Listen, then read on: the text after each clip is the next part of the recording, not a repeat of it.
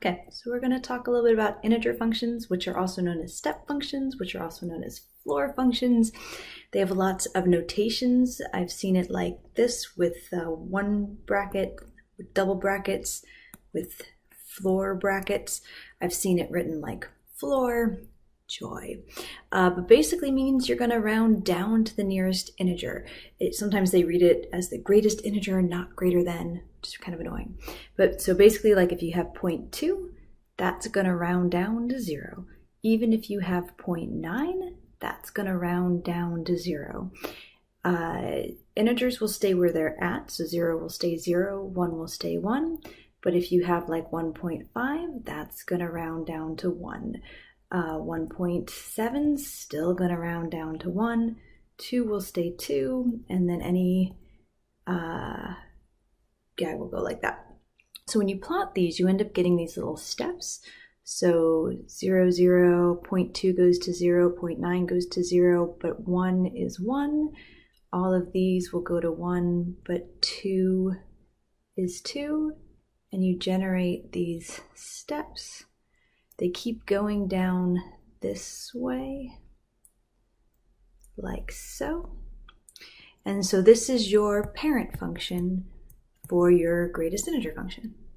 Now that you know the parent function, you can translate it using any of your normal up, down, left, right, stretch, shrink deals. So I copied this from my bulletin board. I use it so often, I point to it all the time. I use the square root function here. But the ideas are the same, up to, down to, left to, right to. That's going to get you through. So to practice, I made some step functions with Desmos. Desmos is awesome. You can use it to check stuff. So this is your basic step function here. If you add 3 to the end of it, you are going to move it up 3. Check. If you put the 3 in the parentheses, group it with the x, it'll affect the x, move it opposite of what you expect. So this one's going to move it to the left 3. So we'll watch that again. Left 3 it goes. When you put a 3 on the outside, all the y values will get multiplied by 3. So that's this one here, this vertical stretch. So all the y values get multiplied by 3. They end up being spaced apart that way. Same deal. Now we'll just multiply by a third here. All the y values get multiplied by a third. If you group it in with the x instead, it'll affect the x's. It'll do the opposite of what you expect because it's grouped in. So all the x's are getting divided by 3. So you get these little short steps here. Same deal with the next one.